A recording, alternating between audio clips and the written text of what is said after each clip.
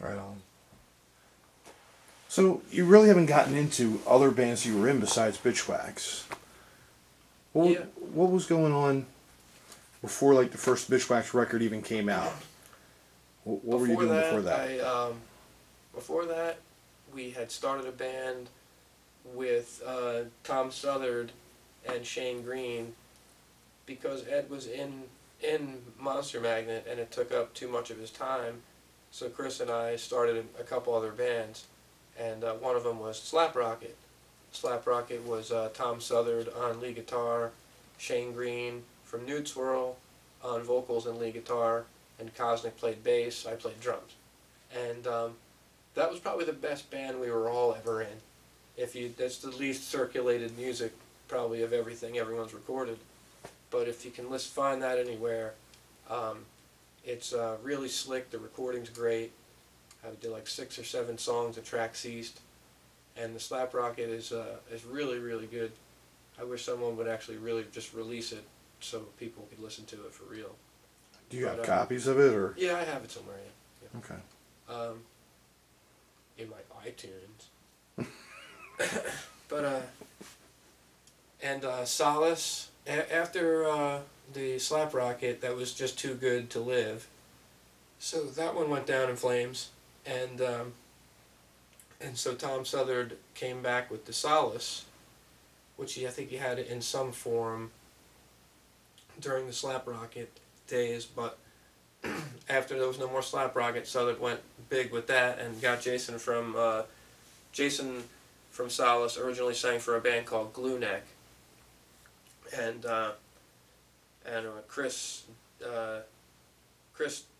Davitsky, or what we used to call him Dickovitsky, but that's not nice. But Chris was a good dude, and he always was playing. He was like our neighborhood Pete Townsend.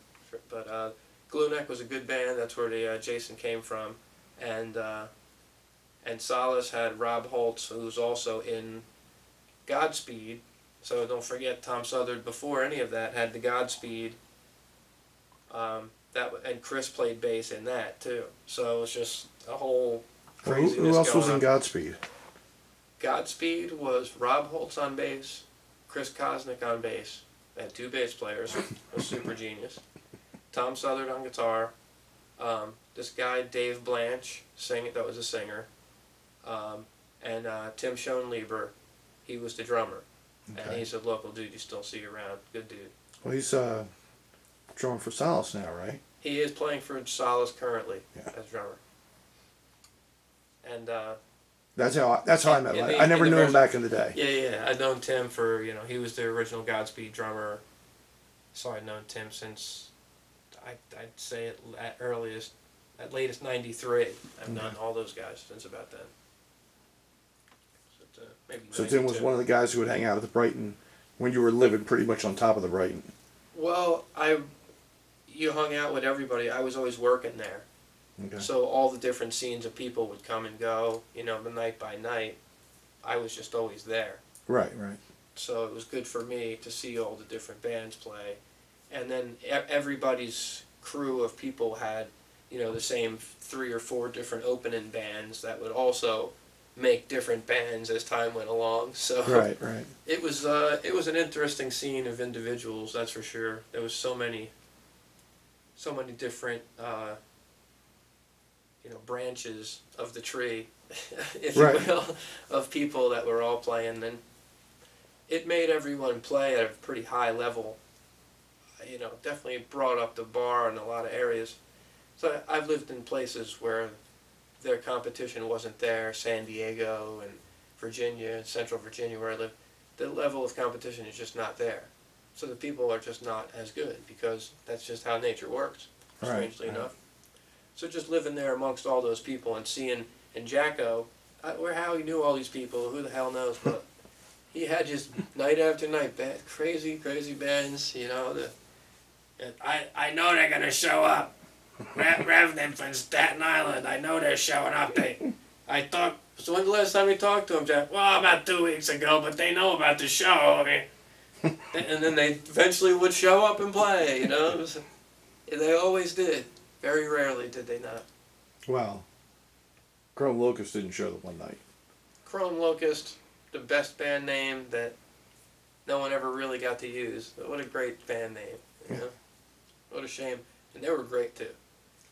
They were like Dirtbag Cheap Trick, or maybe that's yeah. But they but they were kind of like, you know, they had a good possibility to have a pop sensibility, but still be heavy rock. They had it. Yeah. No, that's a very good description of them. But they kind of turned away for instant gratification, as our guy did also. Well, Bishwax played New York shows with Chrome Locust, right? What's that? You played New York shows with Chrome Locust. Well, yeah, we very first played in New York with the Bitchwax. We met Chrome Locust playing at like CBGB's and the Continental, and then you know, we got bigger and bigger shows as we went along because those guys were all hooked up, all those guys and all those bands up in New York. So those are great times. You know, I went from living in a trailer in the middle of Appomattox to like, you know, packing CBGBs like a few year span. I thought everybody packed CBGBs. Yeah. I was like, hey, what the hell? You know, we packed CBGBs. But it was pretty amazing to transition because, you know, it really, really was desolate. You know, I was just there like last week. Matter of fact, yeah. Same spot, the same trailer, and the same everything, you know. And, it's beautiful out there. It's beautiful, sure. Yeah. My Van Halen sticker's still on the window of my bedroom.